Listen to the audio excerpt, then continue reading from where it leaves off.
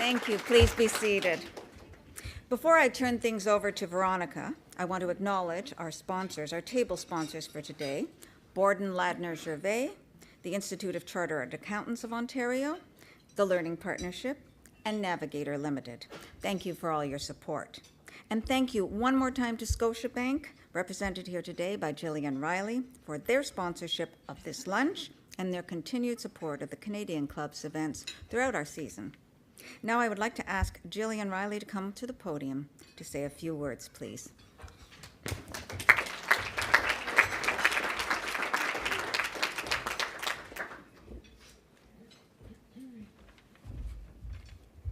Thank you very much, Helen, and good afternoon, everyone.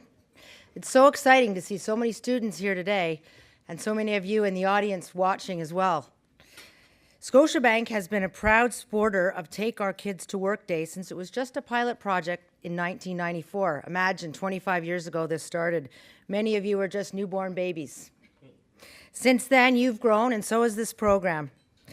And I can tell you it's a very popular event at Scotiabank. There are Scotiabankers that I see here today in the audience and at the offices. It's a great opportunity to learn about what goes on in different environments and go to the office with your parents for the day. I'm very excited for next year when my daughter is able to come to the office for the day, but I know she'd be more excited to be at an event like this one and hear from such exciting panelists. Personally, I'm inspired just talking with them at the head table, and I'm sure you will be when you hear from them in a few moments. This year, to celebrate the 15th anniversary of Scotiabank Take Your Kids to Work Day, Scotiabank and the Learning Partnership launched a national online challenge called the Ultimate Dream Job Photo Contest, and I know Veronica will speak about it in a little bit. But the response was tremendous, and the winner was chosen, a grade 9 student from Alberta, and if you can believe it, she is spending the day with Stephen Harper up in Ottawa in the House of Commons. So next year, you could aspire to this yourself. As a high school student, I remember my parents and my teachers always telling me that things were different in the real world, and I never really knew what that meant. What was the real world? Hopefully today you'll get the chance to see what life is like in the real world. And as I say, don't believe everything you hear today. It's sometimes better and it's sometimes a little worse.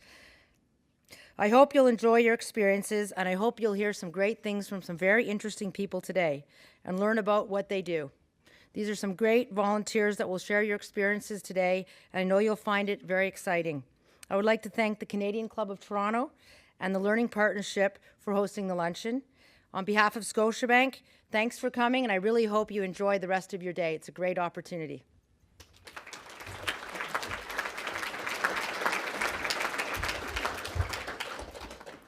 Thank you very much, Gillian. Now I'm going to ask Veronica Lacey to come to the podium to say a few words about Take Our Kids to Work and to introduce our moderator and panelists.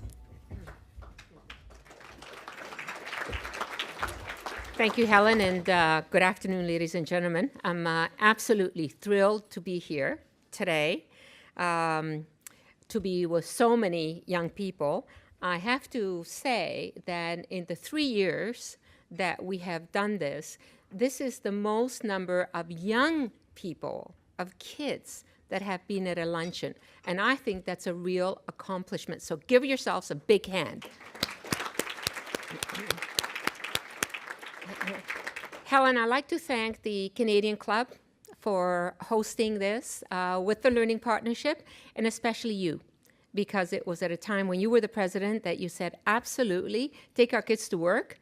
That is the best kind of event that the Canadian Club should be involved with. So thank you. We remember that, and we look forward to many, many more years of Take Our Kids to Work as well. Thank you, of course, to Scotiabank for hosting and for sponsoring Take Our Kids to Work since 1994, and to the parents and to the guardians, aunts, uncles, teachers who are here, who brought the kids.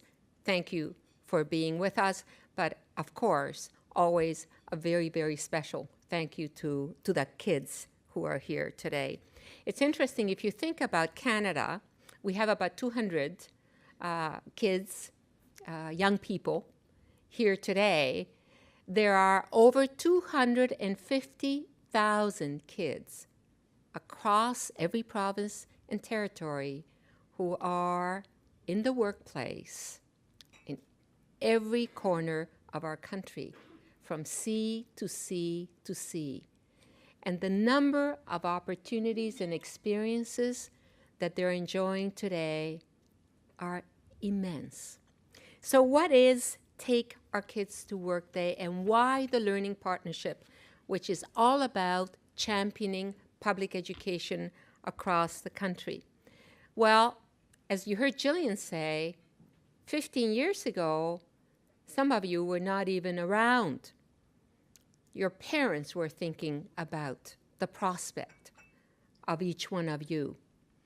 Those who were in the very first Take Our Kids to Work Day today are 28 years old.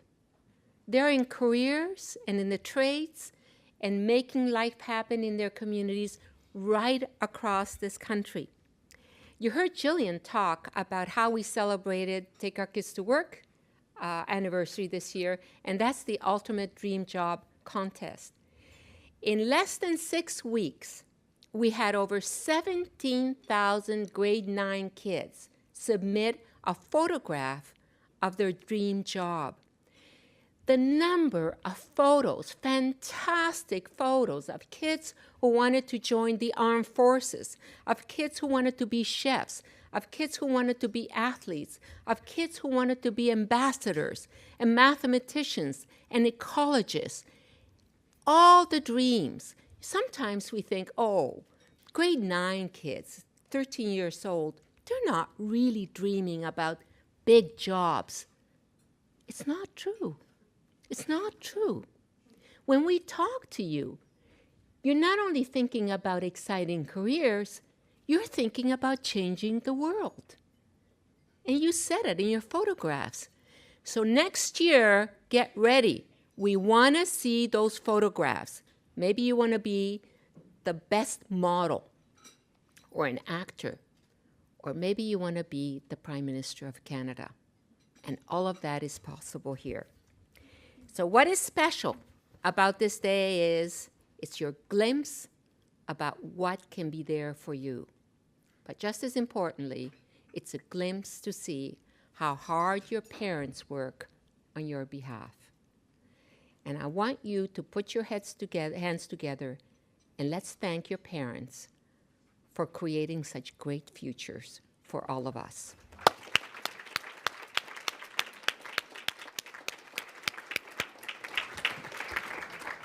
Today, you're going to hear from 3 great Canadians who have their dream jobs, or maybe not. So you will hear today. We're getting into it already. The 3 panelists today are Chief Warrant Officer Stuart Hartnell with the Canadian Armed Forces, Kimberly Newport-Mimran, the co-founder and president and head designer of Pink Tartan, and Adrian Pee-wee Smith, former cornerback for the Toronto Argonauts and 3-time Grey Cup champion. Afterwards, if you really, really are in good luck, you're going to see his ring. Pretty exciting. Of course, yes. We have again with us this year Mirella Fernandez, whom you all know from City News and where she has worked since 1998. Ladies and gentlemen, after the panel, it will be your time to ask those important questions. So again, put your hands together and welcome our tremendous panel this afternoon.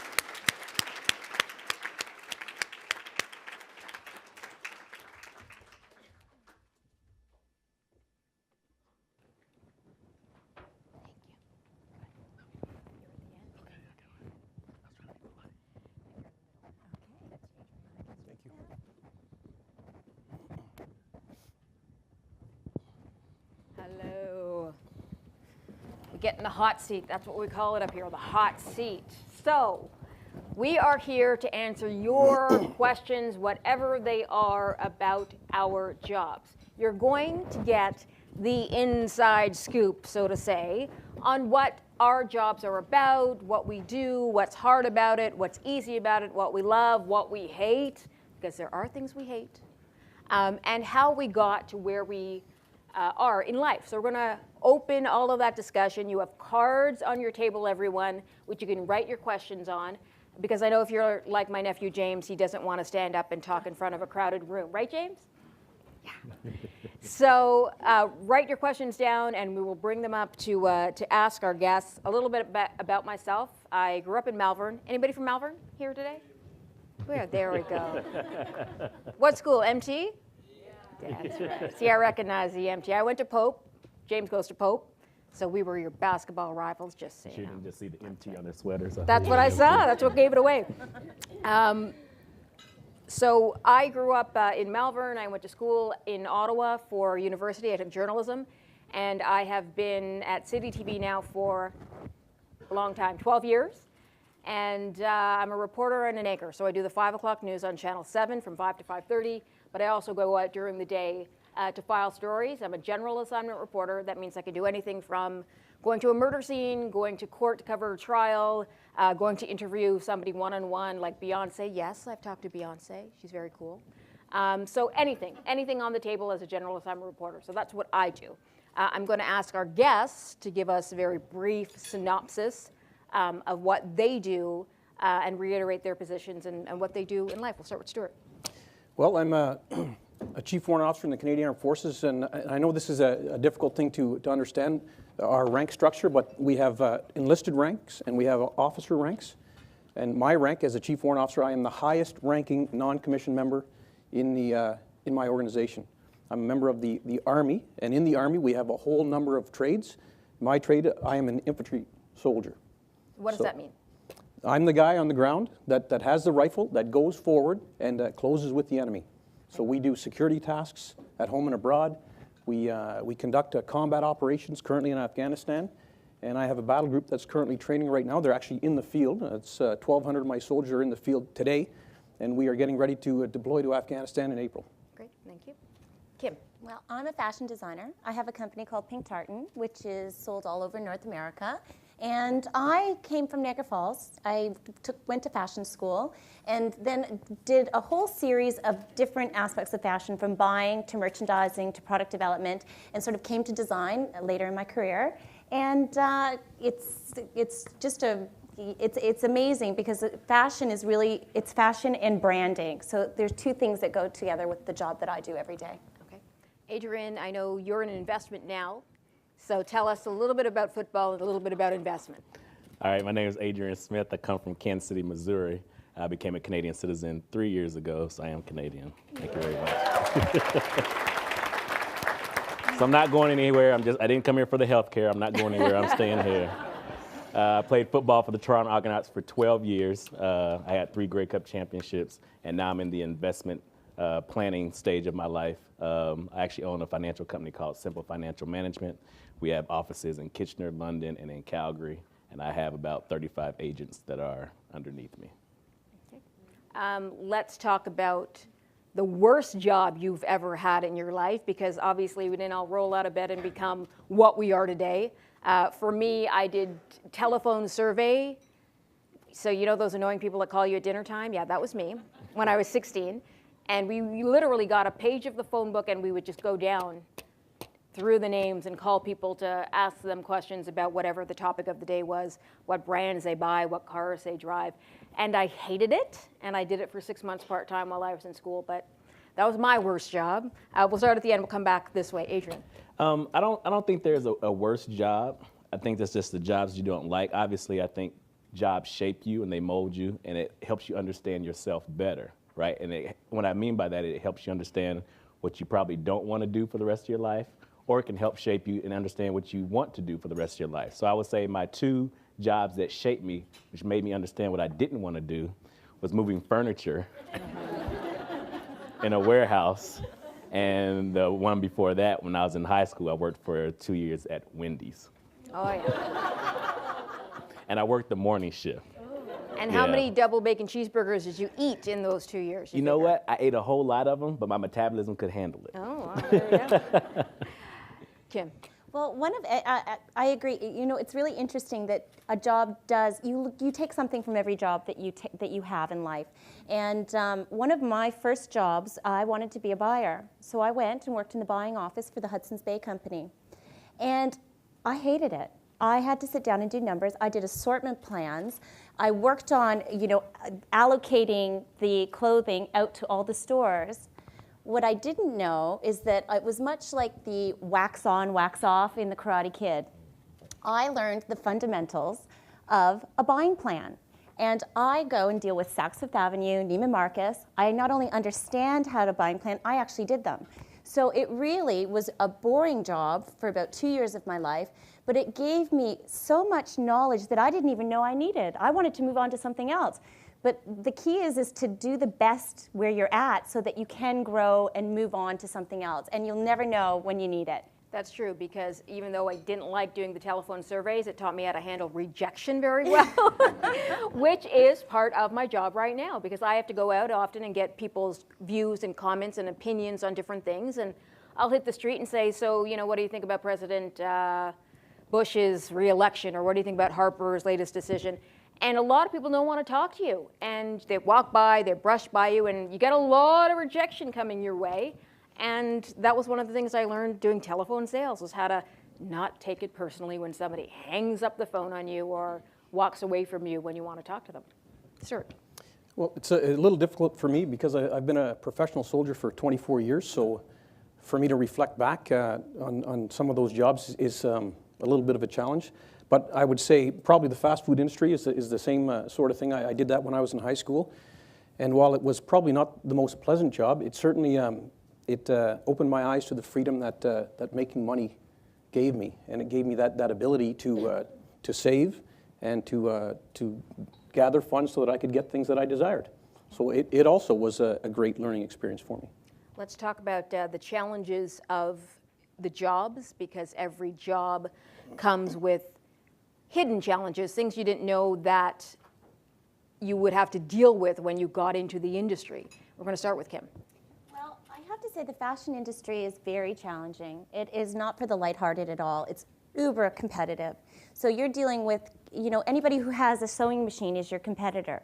So it's really about having a focus, passionately doing what you love.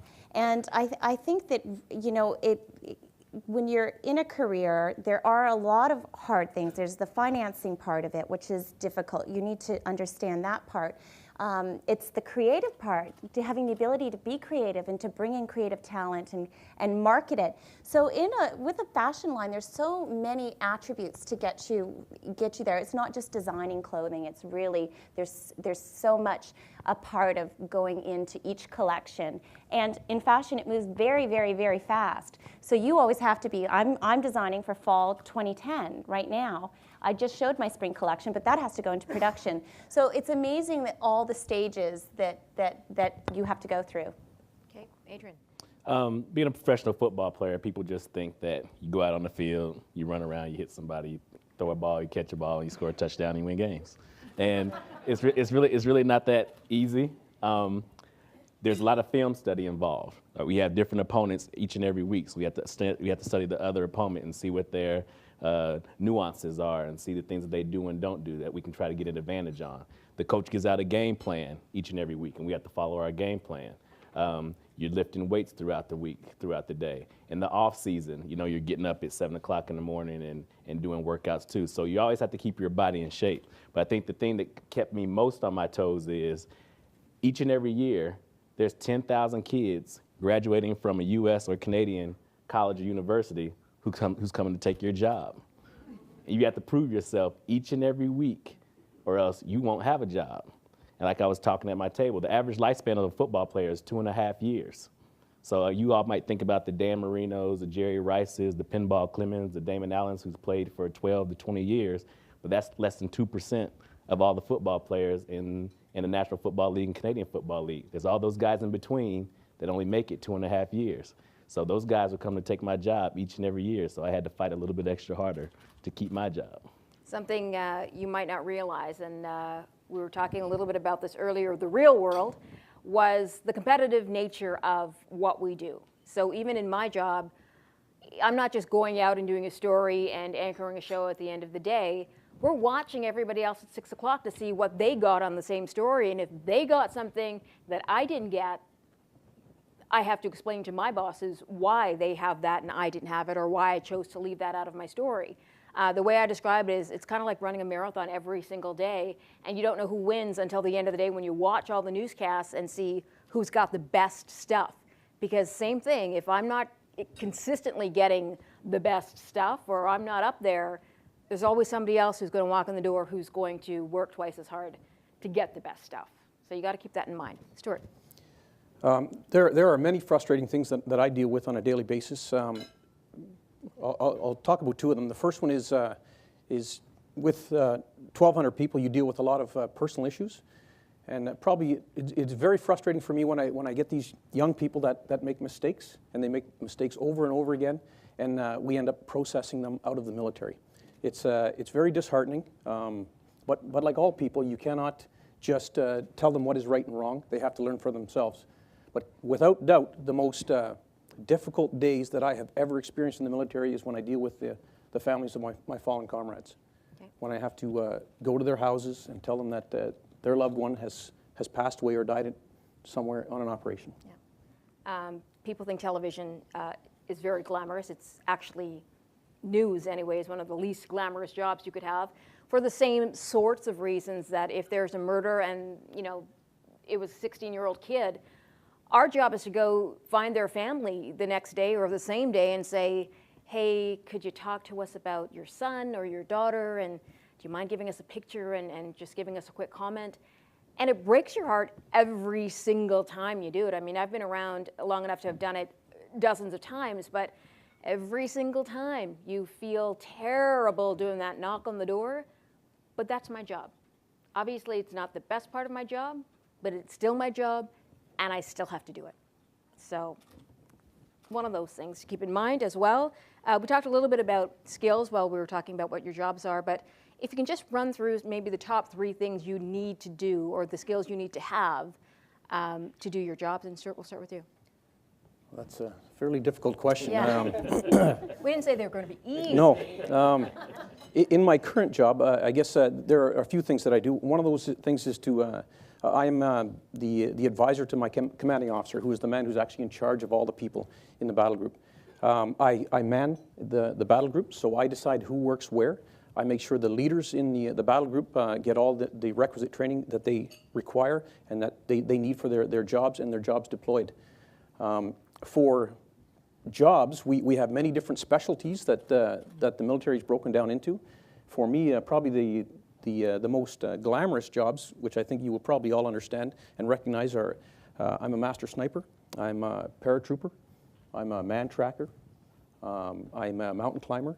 So these are the kind of things that the military requires, the skill sets that we require every time we deploy troops abroad. Okay. Kim.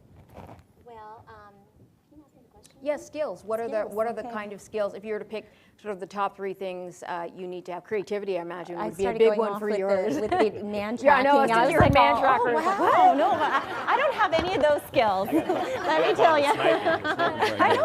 Wow. Well, in fashion design, and it's running a business. I run a business that is fashion, so it's really there are different things that you need to know. One of them in the design aspect of what I do is technical skills. You cannot just make a pretty dress and think it's going to be okay. You have to figure out how to construct it. There's a lot of technical information that goes into every piece of a garment. I mean, blazers, a million different pieces. So you have fusing, you have all this that have to come together and fit perfectly. And if you don't have the technical aspect, it's not going to fit. You're not going to be able to sell it. So that's one of the skills there. The other one is management. Getting everybody in the whole company to want the same things, and people are in it for different reasons, and you get a lot of personalities, and it's to build a culture where the management, that everybody's they're rowing the boat in the same way. I mean, if you start having oars going in all different ways, you can't get to your end destination very easily. And the other thing is marketing. I think that you have to be able to get out there and market your brand, market your clothes. So there's really 3 separate skills there that I think have to come together to really work in my business. That's talking about team building is what you're talking about. And I imagine there's a lot of focus on team building in a football team. You took the words right out of my mouth. The first thing is team. Obviously, you play on a team playing football, and working well with others is in that team aspect. So I worked next to another guy who played the same position as I did, and we have to be on the same page as we're playing together. So we have to be able to understand what each other's jobs is, and I have to do my job. Because if I don't do my job, then it's going to impact on him doing his job, and vice versa. So you have to be able to work within the constructs of a team. Also, you got to be able to communicate. You know, if they call it defense, they call it a defense called Sam Quad Go, then I have to understand that within that defense, when I communicate that to the guy next to me, he has to know he's relying on me to give him the correct call, and I'm relying on him to give me the correct call. And also, we might have audibles, we might have checks at the line of scrimmage. If the offense does something differently than what we think they're going to do, we have to be able to check out of that and go to another defense. So everybody has to have the ability to communicate. Another thing is, I don't know if this is a skill or not, but I have to be able to have a short memory in my field, in my position. Because if a defensive lineman misses a tackle, who's behind him? The linebackers are behind him, so the linebackers will make the tackle. If the linebackers miss a tackle, who's behind them? The defensive backs will make the tackle. Now, if I don't make the tackle or I don't make the play, what's behind me? The end zone. And so if I get scored on, everybody in the stands is going to know whose fault that was. So I have to be able to have a short memory and get that out my mind and go on to the next play. So those are my 3 skills. Good point. We have a question here from Patricia. She says, I think this is a really good question. Would you like to see your child, if you have a child, do the same job that you are doing right now, knowing its highs and knowing its lows? And let's start with Kim. Well, I do have a daughter that loves creative, and I think she would like to do it. There's so much to learn, and you always want to fast track and help your kids because you want to, give them a jump start on all your learning and what you've put into it. And I've learned a lot the hard way. I have to tell you, you do it because you take risks and make mistakes. I would love Jackie to do anything that she'd be happy doing. I would hope that she would take some of Mom's advice as she goes through it. But you know what? Everybody has to sort of, make their own decisions because we're all individuals. But you'd be okay with her choosing I would fashion be design? Anything she'd like to do, Okay. as long as she's passionate and happy to do it. Okay. Stuart. It's the one thing that I dread, I suppose, more than anything else is for my son to want to follow in my footsteps just because I realize how dangerous it is. Okay. Everything I do is lethal. And I've had many, many close calls. Certainly, I would be very proud of him if he decided to join the Canadian Armed Forces in any capacity, but it's one of those things I do not want him to join because of me. I want him to join because it is what he wants to do. But you would worry. I would definitely worry. The anxiety level would sort of just Definitely. head right My up 2 there. girls are off on university, so that this is not the path they've chosen. Now I have one more that I have to watch out for. Okay, Adrian. Being a sniper, I'll make sure my son stays Yeah. away from me. It's one of those double-edged swords. Obviously, you want to have your kids do whatever they want to do, and my son is 9 years old, and he really does want to be a football player, and he plays other sports right now because I won't allow him to play football because I think at this point in time is no reason for him to play, and I think he'll knock himself out because he's really a type A personality kid, and he loves to run and hit things, and especially me, So, but if that's the path he wanted to take, obviously I welcome it. I would give him all the skills and knowledge that I have. I know, like, as she was saying, that, you want to fast track them to the creative side and things of that sort. Now, you don't want to give them, hey, I know what they're about to do. I'm going to give you, tell you what to do now. But they have to take their own path. They have to learn in their own time. But I would definitely not have an issue with them playing football. But I would have the anxiety, as he said, just watching them on the football field and, knowing how reckless he is, he'll probably kill himself doing that. Next question comes from Emma. She said, when you started out, were there days when you thought, this is not the right career for me? Good question, and I've had many of those days. Put that cell phone off. My job is very deadline oriented, and the turnaround is very quick, and there's a lot of pressure in what we do. So I, very early on in my career, had many times when I thought, well, I have to find something else to do because I can't do this. And, you know, kept coming to work the next day and kept coming to work the next day, and it got better and it got better. But I to this day, still have very bad days where I'm like, why do I do this for a living? Takes a lot out of me, and it's that hard.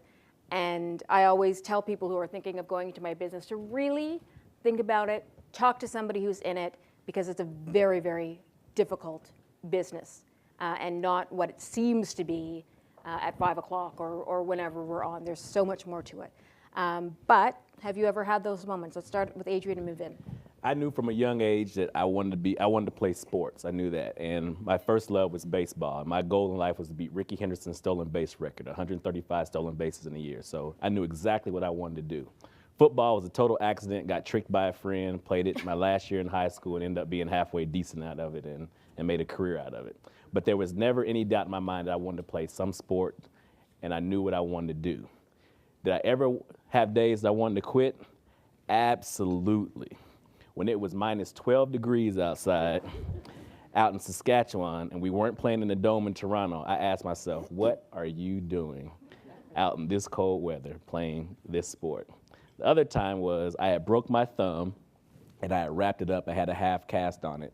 And the second play of the game, Eric Lapointe runs around the end, and I have to make the tackle. Well, obviously, I made the tackle, but the shock and the sting that went through my arm from my broken thumb, I looked to the sideline for about half a second and saw if anybody was there that could take my place for the rest of the game. Nobody was there, so I had to continue on with a broken thumb. Yeah.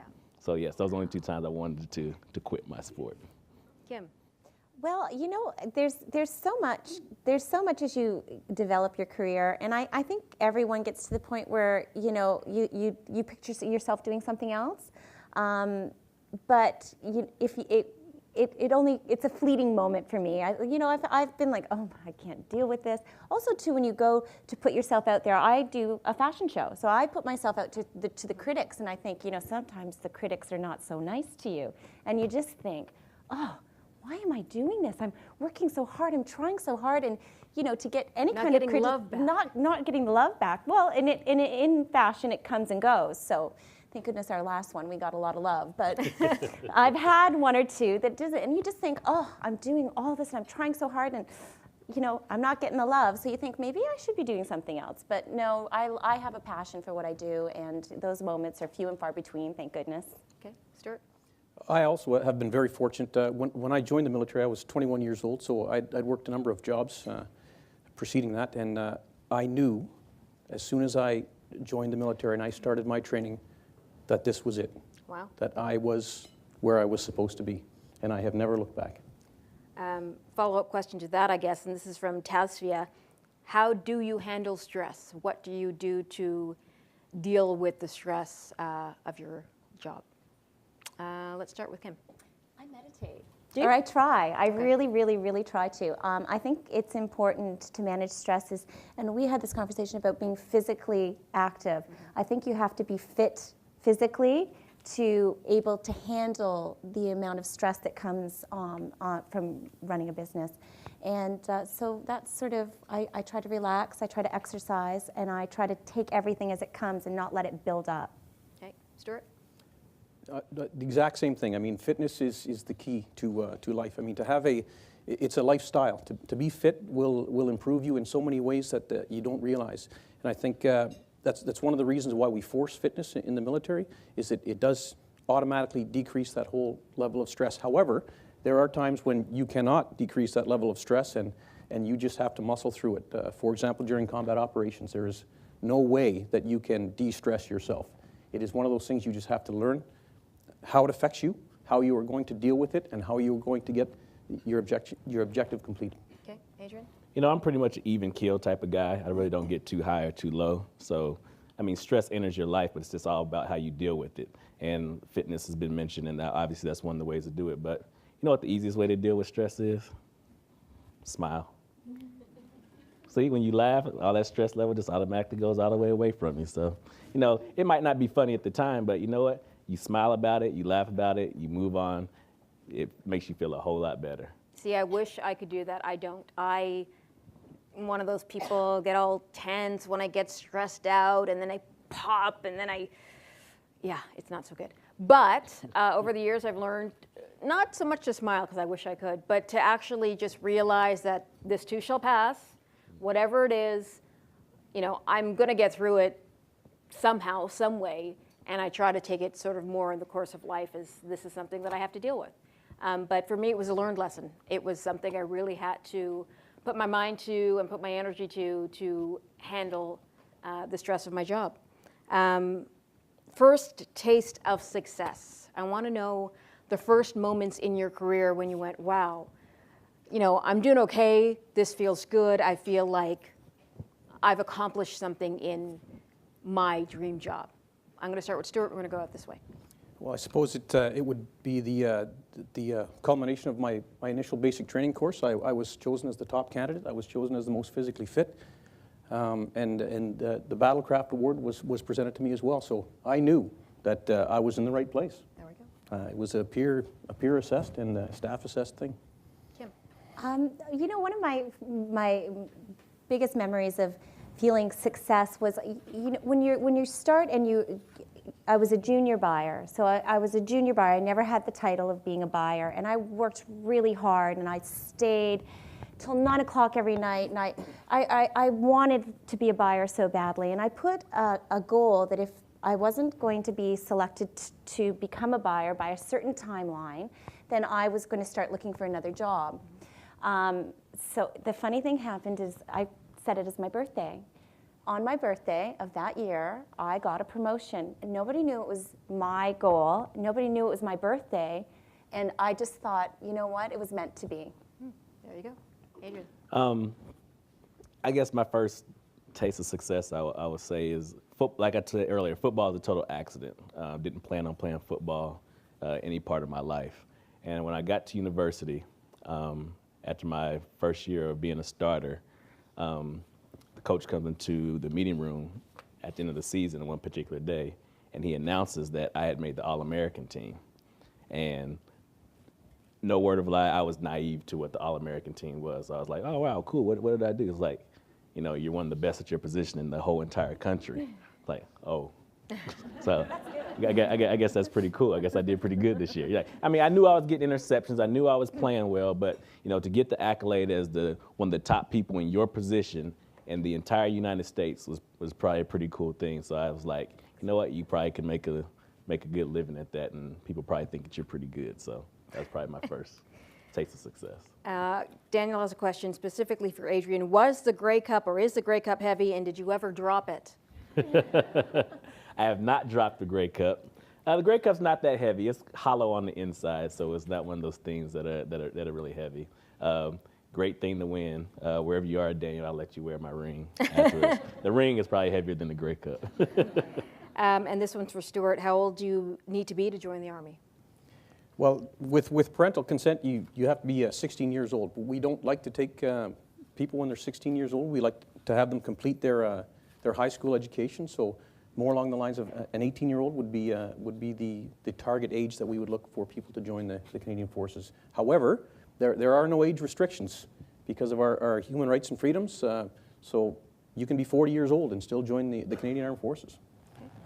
Question next is from Manusha. At the end of the day, what motivates you the most? Money, fame, talent, job satisfaction? What is your motivation for getting up to do what you do every day? And Adrian, we'll start with you. We'll move in. My son is my motivation for getting up every single day and doing what I do now. I don't know who that was, but that was loud. Oh, he's way back there. Yeah, he truly is my motivation. He's the best thing that's ever happened to me. You know, he's a chip off the old block. You know. Except for the Type A personality. Except for the Type A personality. You know, he had. You know, I love my son's wit and his humor, and I come from a very sarcastic family, very facetious family. My mother, my father, and my son has, I guess, genetically got that in some way, shape, or form. But truly is every day seeing him in the morning is my motivation.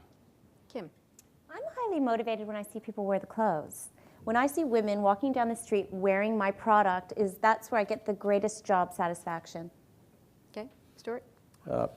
For me, it's certainly it is job satisfaction, and it is dealing with young Canadians. That's the primary reason why I do it. But if that is my motivation, certainly my family is the strength behind that motivation, because I have a very solid family, and I never have to worry about them. Okay. For me, it's storytelling. I love telling people stories, and that's the way I look at my job every day. Is I get up and I go somewhere, and at the end of the day, my job is to tell you, because you couldn't be there yourself, what happened at this particular event today, so that you get an understanding of why it's important and why you need to know about it, and hopefully I can lay it out to you in a way that you're going to go, okay, I get it. I'm up to speed now on what happened at the murder trial of so-and-so today. I've always enjoyed telling stories, the truthful kind, and so that's what I do. Conflict resolution, dealing with the personalities. You know, most of you're on a team, you're a team leader. You've got how many men under you, men and women, 1,200? Got to be a lot of personalities, got to be a lot of high stress, decisions that have to be made. How do you, or what is your philosophy around dealing with conflict? Kim, I'm going to start with you. Well, I don't like conflict, so I try to deal with it as soon as it arises, because if you let conflict sort of grow, it becomes a big ugly monster.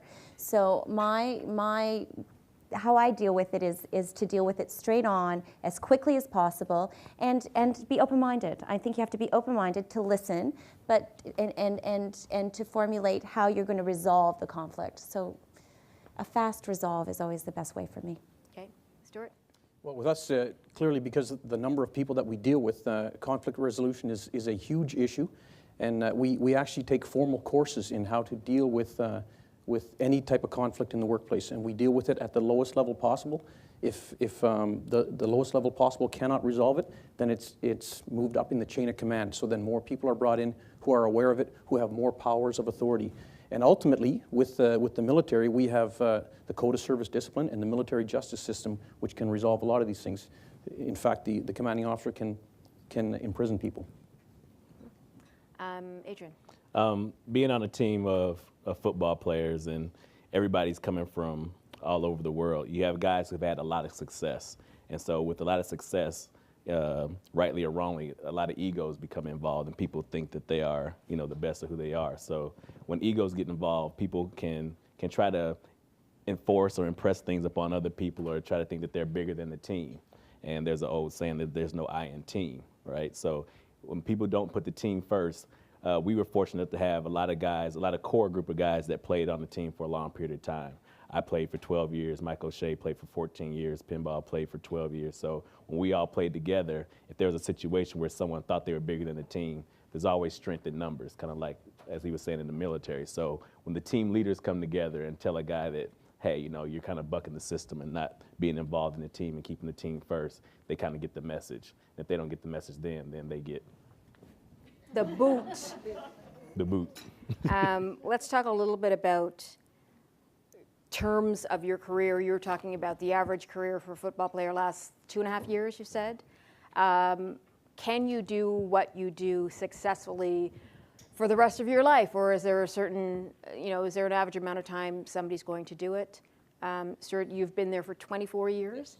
But is that average? Do people tend to stay that long, or is there a high burnout rate in what you do? I think it's different with each generation, and like I was speaking to at the table, the current generation, what we have is a great number of young people who want to join the military. They want to do 3 years in the military. They want to deploy on an operation, and they want to get out. They want this to be a part of their life's building blocks, and we have large numbers of soldiers that do that. So that's part of it, and that is an excellent part, because it brings value back to Canada, to Canadian society. But there are the few that all of a sudden they'll say, well, maybe I'll stick around for another 3 years. And then they're trapped into that 3 years, and it's still exciting, and they learn constantly, and you end up like me. And then there's some people who do it forever. A couple of decades, there and we're still here. Kim? Well, Giorgio Armani, Valentino, I mean, these are Donna Karan, they've been doing design for a long time. So I don't think there's really an expiration date on fashion design as long as the public still wants your product. Okay, let's talk a little bit about training or education that got you into your fields. You said you entered the Army at 21. Yes. So you went, did you do college before that, or did you? I did not. I What was your completed my path? high school education, and then I wanted to be an automotive mechanic. Okay. And I did that until I was 20, and I realized I'd mastered the internal combustion engine, and I thought, is that it? am I done learning? And I thought, I better try something else. So then I joined the military. Okay. And I've never stopped learning since. Well, I went and studied at George Brown. I took a manufacturing and merchandising course, so it was far from design. I came to design sort of at the end, as I said. So I think that learning I've been in the fashion business for a long time, and at lots of different capacities, and I've learned something along the way that has sort of molded me to be able to design and bring a product to market. Okay, Adrian. I went to Missouri State University, went there on a football scholarship, but I did get a degree, not in speaking, but I did get a degree in human resource management. So my last 5 years of playing football, actually, I worked for General Motors in a human resource department, and so I got education in my field of study. So I get up at 7 o'clock in the morning, or be at work at 7, leave work at 12, go practice from 1 to 6, and do that all over again during the season. So after we won football games and guys were going out to the bar and party, and I had to go home and get ready for work in the morning. So and then in the off season, that was my full-time job. So I did that for my last 5 years of playing. So while I was there, the guy who I worked for actually got me into what I'm doing now, and that's the financial industry. I understood that it'd be more beneficial for me to own my own business, as she's doing, and get some benefits as far as that's concerned, and that's where the greater profits are as far as money is concerned. So instead of working for somebody, it kind of spurred my interest to get into the financial industry and own my own business. We've sort of touched on this, but can we go through an average day for you? I imagine there might not be an average day for some of you. You do different things all the time, and it changes every day depending on if you're here or abroad or where you are. But can you give us an idea of how long your day is and what you might do along the way of an average day? Kim, we'll start with you. Well, my day, because of the nature of the business, I do a lot of different things. So my days are never the same. And I drop my daughter off, and I start work at about 8:30. And I usually get home about 7, and it's whatever the priority is at the moment. So I have a different calendar. So my production calendar is different from my design calendar, that's different from my marketing calendar. So it's juggling a lot of different aspects of the business and different focuses. So for instance, I might have to get up at 5, get on an airplane, go do a product knowledge for all store meeting. Then I'll go and I'll do an event where I'll bring a group of women in to show them the product. I'll do television, and then I'll get on the phone to do, so where are our production at? Where are our deliveries at? I have to be in fittings. So we have fittings that are scheduled around my time. Fittings are where we actually do all the technical aspects of the garment of each design. And I have about 300 pieces in every collection per season. So that's 600 garments that are designed and developed and merchandised into a package. So there's a lot of stuff coming at me. So as I said, my day is never typical. It's always forever changing and pretty jam-packed. Yeah. Adrian. I don't know which one to answer.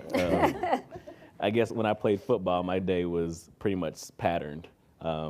Get up at 6, get my son to school by 7 o'clock, get into the office, work there till 12, as I said, then go to football practice from 1 to 6 and go home and watch film and do it all over again. So that was my typical day then. Now, with owning your own business, is what needs to be done at the time it needs to be done. So still get up and get my son to school every day, but I might have 2 meetings one day, I might have 5 one day, I might have a seminar at night, I may have to come speak to some kids here at the Intercontinental Hotel about a job fair, take your kid to work day, so there's different things I get to do. So I'm at a point in time where I get to quote unquote work smarter and not harder. But the times that I have my hour meetings or whatever, they are high intensity and they are things that need to be done. So it just varies from day to day right now. Stuart. There really is no typical day in the military. I mean, it depends on where exactly I'm working at a given time. If I'm working with the institutional army, I could very well have an office job. I could show up at 8 o'clock in the morning and be home by 16:30. But in the job I'm currently 4:30 for everybody else. That was military time. But the job that I'm currently in, I mean, you could see I could show up at work at 5 in the morning and work until 2000 or 2100, 9 o'clock at night. Or we could deploy to the field for 2 months at a time and live in the field. So there really is no set pattern to my particular job, my rank or my position. And change is what keeps it interesting sometimes. Absolutely. We are wrapping up, so can I get a big round of applause, please, for our panelists today?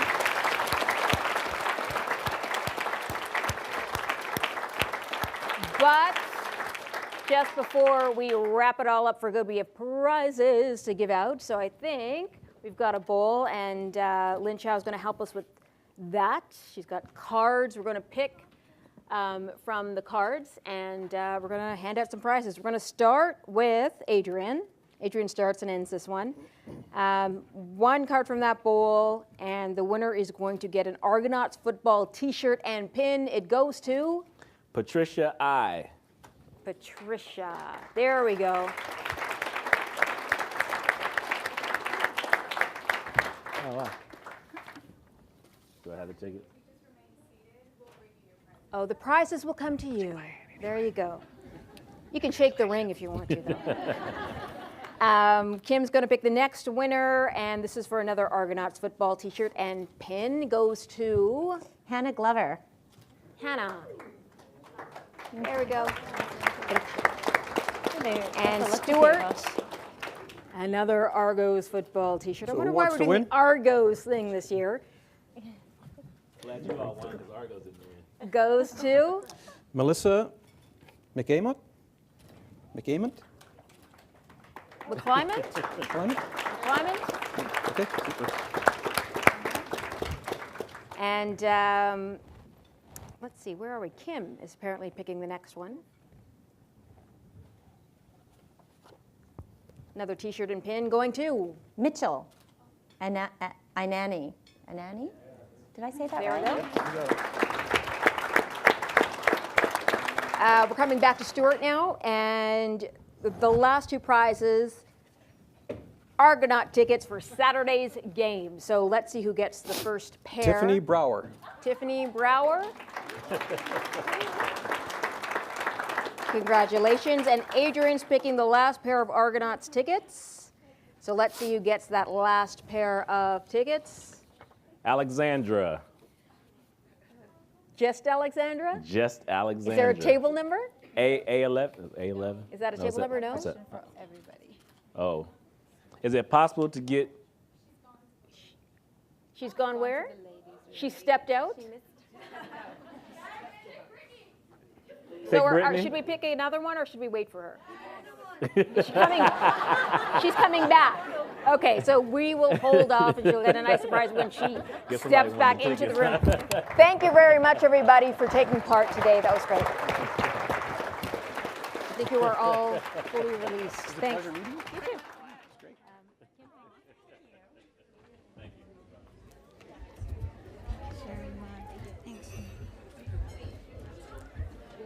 Well, thank you again to all of our panel for giving us some great insights into your exciting and varied careers. I can tell by the buzz in the room that you've really touched a lot of nerves, the right ones, and people are excited by what they heard.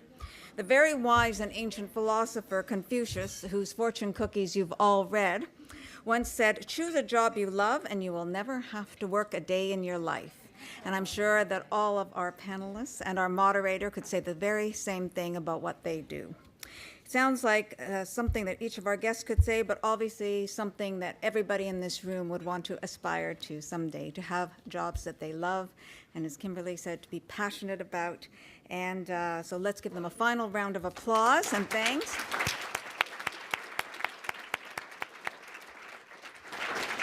And thank you to you, our audience, for being with us today and charging the room with your energy, your enthusiasm, and your excellent questions. And to the Learning Partnership, to the creators of Take Our Kids to Work, a great big thank you for working with the Canadian Club for Take Our Kids to Lunch Day. Let's do lunch again next year. And for now, we are adjourned.